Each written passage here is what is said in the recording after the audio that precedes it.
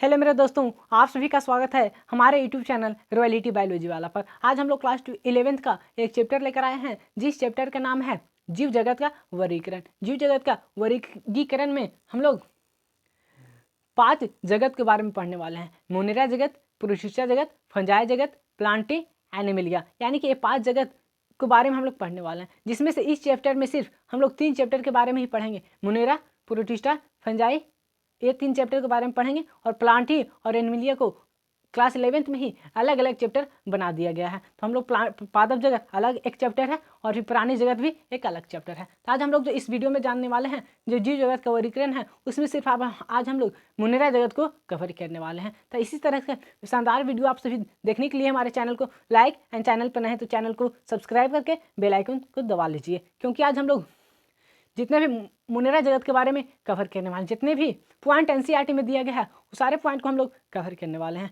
Monera जगत की अगर बात करते हैं तो सबसे पहले इसके अंतर्गत इसका जो सामान्य लक्षण होता है, ये प्रोकैरियोटिक होते हैं। इसमें कोई भी प्रोकैरियोटिक का मतलब क्या होता है, वैसा जीव जिसमें भी कोई केंद्रक नहीं पाया जाता, यानी कि प्रोकैरियोटिक होते हैं और इसमें कोई भी केंद्रक नहीं पाया जाता, और यह एकल कोशिकीय जीव होते हैं। प्रोकैरियोटिक होते हैं और एकल कोशिकीय जीव होते हैं। उसके बाद हम लोग जो एनसीईआरटी में दिया गया है मोनेरा जगत के बारे में, मोनेरा जगत जो होते हैं सभी इसके जितने भी बैक्टीरिया होते हैं, वो सारे जो होते हैं सभी बैक्टीरिया मोनेरा जगत के अंतर्गत आते हैं। यानी कि दुनिया में जितने भी बैक्टीरिया पाया जा रहा है, वो सारा का सारा बैक्टीरिया हमारे मोनेरा जगत में रखा गया है। फिर ये जो सूक्ष्मजीव में सर्वाधिक संख्या में होते हैं। और दूसरा पॉइंट क्या गया है, इसमें जितने भी सूक्ष्मजीव यानी कि जितने भी माइक्रो ऑर्गेनिजम्स होते हैं, वो सारे हमारे जितने भी दुनिया में माइक्रो ऑर्गेनिज्म सूक्ष्मजीव होते हैं, वो सभी मोनेरा जगत में ही रखा गया है। ये दूसरा पॉइंट भी हमारा कवर होता है। अगला पॉइंट कहता है, इसके अंतर्गत जो जीव होते हैं मोनेरा जगत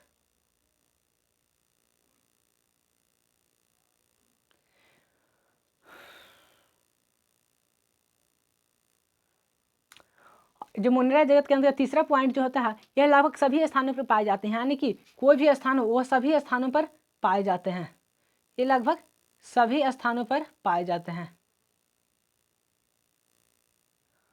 जितनी भी, यानी कि चाहे वो गर्म झरना हो, चाहे वो सूखा प्रदेश हो, चाहे वो बर्फ हो, कहीं भी आप जहाँ भी आपका दिमाग जाता हो, वहाँ पर भी हमारे मोनेरा जगत के अंतर्गत जो जीव आते हैं वो पाए जाते हैं। और फिर ये बोल रहा है, मुट्ठी भर मिट्टी में सैकड़ों प्रकार के बैक्टीरिया देखे गए हैं। यानी कि अगर हम एक मुट्ठी मिट्टी लें तो इसमें हमारे ये 1000 यानी कि 100 से भी अधिक प्रकार के बैक्टीरिया, 100 से भी अधिक बैक्टीरिया इसमें देखे जा सकते हैं। यही अगला पॉइंट कह रहा था, यानी कि मुट्ठी भर मिट्टी में सैकड़ों प्रकार के बैक्टीरिया देखे गए हैं।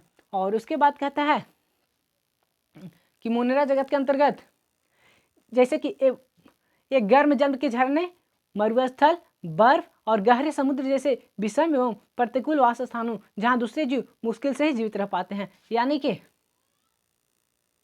ये गर्म जल के झरनों में भी रह सकते हैं। ये मरुस्थल, गर्म जल के झरने, गर्म जल, यहाँ बहुत सारे ऐसा भी झरना होता है जहाँ की झरना जो होती है वो गर्म जल होता है, वहाँ पर भी ये हमारा बैक्टीरिया यानी कि मोनेरा जगत के जीव होते हैं वो पाए जाते हैं। और ये मरुस्थल यानी कि रेगिस्तान, रेगिस्तान में भी जो मोनेरा जगत के जीव होते हैं वो पाए जाते हैं। तीसरा पॉइंट कहता है, बर्फ में, बर्फ जहाँ होता है वहाँ पर भी ये पाए जाते हैं।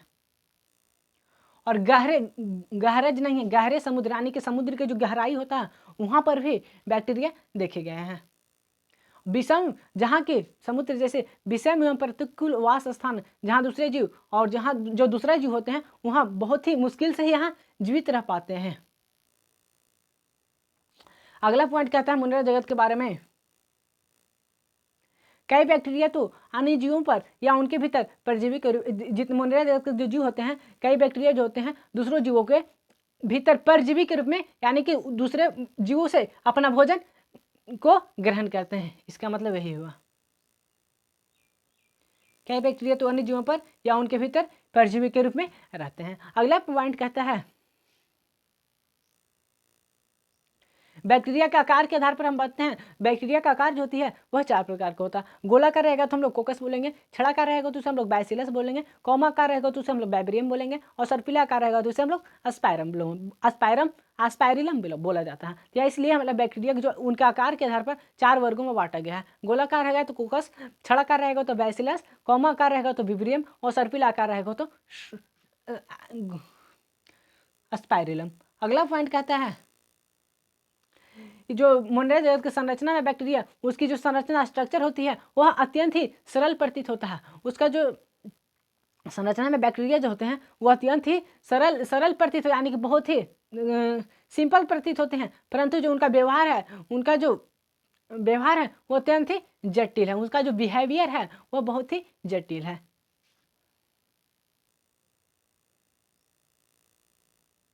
अगला पॉइंट कहता है कि कुपापचय की दृष्टि से अन्य जीवधारियों की तुलना में बैक्टीरिया में अधिक विविधता पाई जाती है, यानी कि बैक्टीरिया जो होते हैं उसमें बहुत सारे मेटाबॉलिज्म की दृष्टि से देखें तो उसकी तुलना में अन्य जीवों की धारियों का दूसरी जीवधारियों की तुलना में बैक्टीरिया में बहुत सारा विविधता यानी कि बहुत सारे डिफरेंशिएशंस दिखाया जाता है।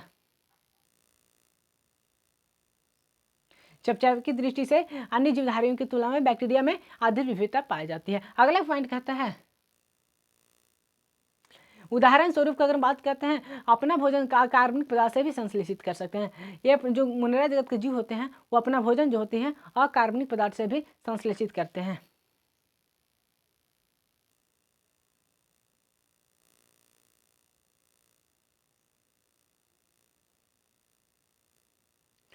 फिर ये जो मुनरा जगत के जीव होते हैं ये प्रकाशित संश्लेषी स्वपोषी भी हो सकते हैं। ये प्रकाश संश्लेषी अगर होगा तो स्वपोषी भी हो सकते हैं, और रसायन संश्लेषी व स्वपोषी ये प्रकाश संश्लेषी स्वपोषी यानी कि अपना प्रकाश संश्लेषण के द्वारा अपना भोजन खुद ही बना सकते हैं, और रसायन संश्लेषी के द्वारा भी यानी कि केमियोटोट्रॉफिक द्वारा भी अपना भोजन खुद बना सकते हैं। अर्थात ये अपना भोजन स्वयं संश्लेषित नहीं करते, यानी कि अर्थात ये भोजन स्वयं संश्लेषित नहीं करते। प्रकाश संश्लेषी स्वपोषी अथवा रसायन संश्लेषी स्वपोषी होते हैं।